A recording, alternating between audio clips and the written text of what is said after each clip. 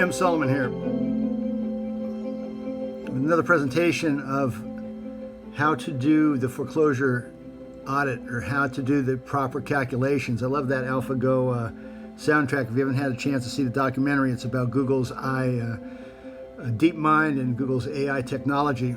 It's called AlphaGo, a wonderful documentary. Shows you where algorithms and where we are today in this new electronic age. But anyway, let's get started here. I want to start with a loan that we used originally in the last presentation. We're going to start off with the note amount of $586,300. I'm going to go real quick, and you're always welcome to write me at secondarytradedesk@gmail.com. Secondary Trade Desk, secondarytradedesk@gmail.com. There's your note amount. And here is the outstanding balance we picked up from the servicing statement. All right, and when you subtract those two, we get a margin. Remember, this is about how to create a fake loan, a fictitious mortgage. If I subtract those two, the note amount alleged and the purported outstanding balance, that gives me a margin. What this is in fact an installment sale. It's not, when I say a fictitious mortgage, I'm not saying it's a fake transaction. I'm saying the proper characterization of the transaction under the IRS rules would be installment sale. So by subtracting the outstanding balance from the note amount, you get a margin 31,705.81. Now I can get a coupon interest rate where an installment sale may not have an interest rate. I divide the margin by the original note amount. That'll give me a coupon. That's 5.4%. And now I'm going to divide my outstanding balance by the margin. That will give me a term. That term is 19, almost just shy of 19 and a half installments. Now, if I use 364.360 for a per annum, I beg your pardon, I'm going to use a bondholder per annum of 361. And there's a reason why we did that.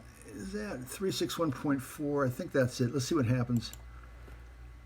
19.49 installments times 361.36 equals 704.59. Now, notice how the margin, and this is what we discussed in the last presentation, the margin, which we said was 31,708. Watch what happens when we convert it. It's part of the Y2K controversy. When you convert it in Microsoft Excel or any financial platform, you get a date, 10/20/86. And now let's see where we are. If we took that margin, I'm just saying, inquiring minds, if we took that margin, used it as a date, and added the number of installments that we came up with, let's see what we get.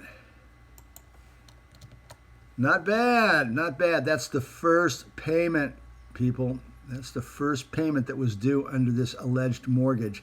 So, is this a coincidence? I doubt it. Is this voodoo? Voodoo economics? No. Is this what you would call a contrivance, algorithm, programming? Yes, and it looks like this was a deal or a mortgage that was given to somebody that was destined to fail, set up to fail. But more importantly, what is the purpose of this? What was the purpose of this exercise, and what is it that we think we uncovered? Let me see if I can get rid of that for you. What I think you have here is indeed a mortgage that never funded, it never wired. The mortgage is valued as a credit, and that credit was for the amount of the original note amount and the amount of the installment, or the difference, which is the outstanding balance. That would be the depositor's amount. So what I believe here is that you had the original note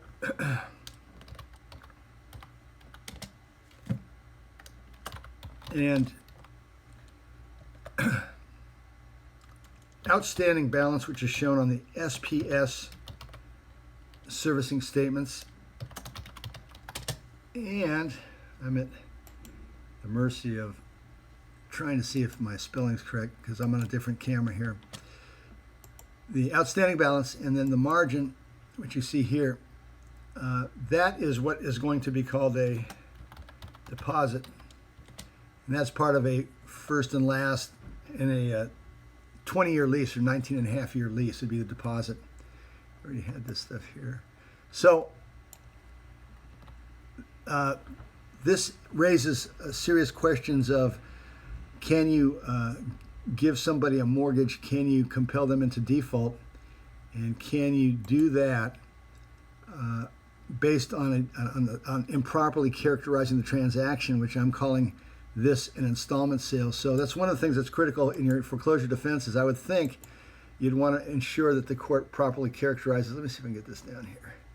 Properly characterize the transaction for what it is, and that falls into the IRS rules for proper characterization.